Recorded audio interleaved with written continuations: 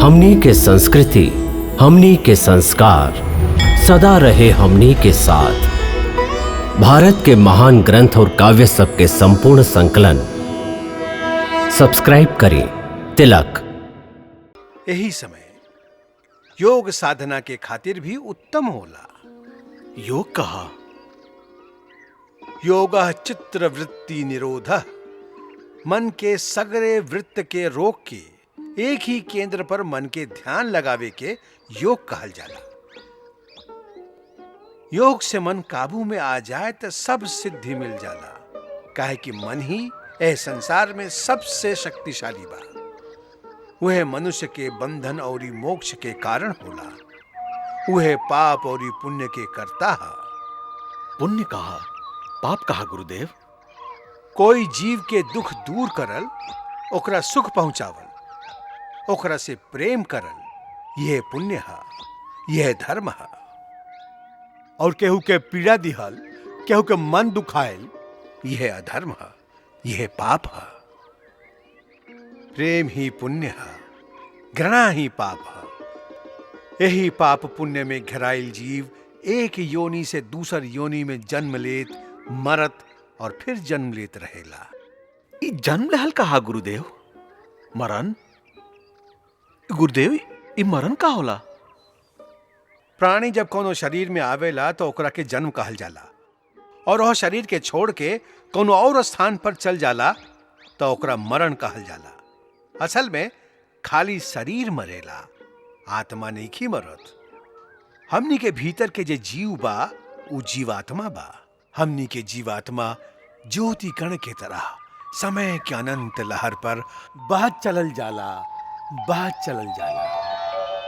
असल में हर जीवात्मा यह अनंत पथ पर अकेले ही सफर पूरा करेली। रास्ता में द्वीप के तरह कई गो धरती, कई लोक आवेला। जवा हमनी का जन्म ले ली जा, जवा हमनी के जन्म लेके दूसर जीव के संगे मिले बिछुड़े, दोस्ती दुश्मनी के खेल खेली ले जा। फिर वहां के शरीर भी छोड़ के हमनी का समय के लहर पर फिर से अकेले ही आगे चल दे ली जा। बिछड़े वाला के मोह थोड़ी का दूर तक पीछा करेला, बाकी जीव तो नया नया रूप धारण करेला। नया जन्म होवे तक वो कई नया नया लोग के बीच नया नया रूप में अकेले ही भटकत रहेला, भटकत रहेला, भटकत रहेला। एकर अंत कहा बा? अंत खाली मुक्ति में बा। और मनुष्य मुक्ति तब्बे पा सकेला जब पाप और पुण्य दोनों से परे हो जाए। काहे कि पाप और पुण्य दोनों ही जंजीर बा, एगो लोहा के, एगो सोना के। बाकी जब तक जियत रही कर्म तो करबे करी। उ कर्म या तो पाप होई या पुण्य होई। फिर प्राणी कैसे निकली माया के बंधन से? तू ठीक कहला राम, कर्म तो कर ही के पड़ेला। बाकी जब कर्म निष्काम कर्म हो जाला, फल की इच्छा से रहित हो जाला, तब जीव कर्म फल से मुक्त हो जाला। एक दूगो सरल तरीका बा, एगो भक्ति और दोसर साक्षी भाव के अभ्यास कईल। माने कर्ता के अहंकार छोड़ल, कर्ता होके भी दृष्टा बनल। कर्ता होके भी दृष्टा कैसे बन सकेला गुरुदेव? हमरा पास आवा, हम बतावत हई।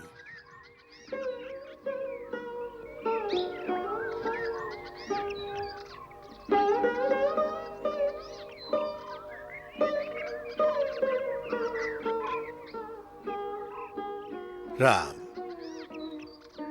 अब आपन अंतर मन के यह शरीर से बाहर निकाल के आवा हमरा साथे।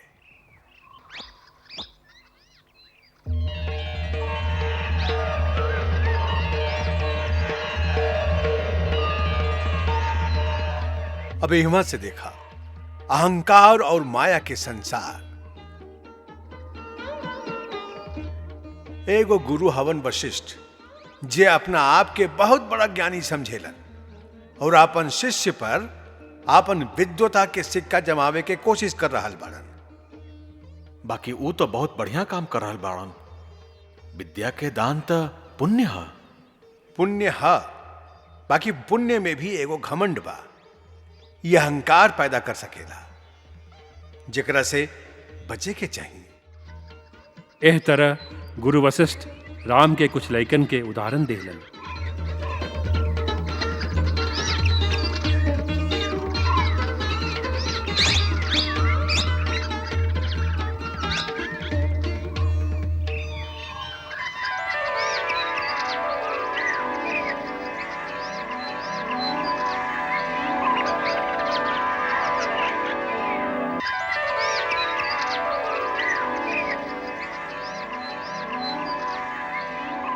कि अबही तक ये लइकन साथे पढ़त रहलन, अबही लड़त आरन।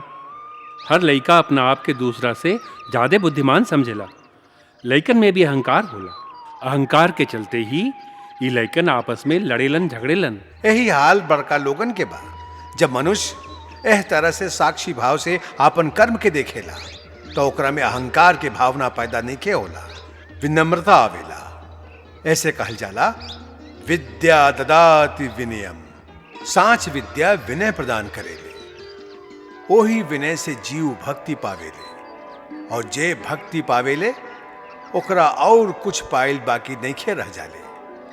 ऊ जहवा बैठेले वह तीर्थ स्थान बन जाला, जे कहेले वह शास्त्र हो जाला। राम, आज इतने।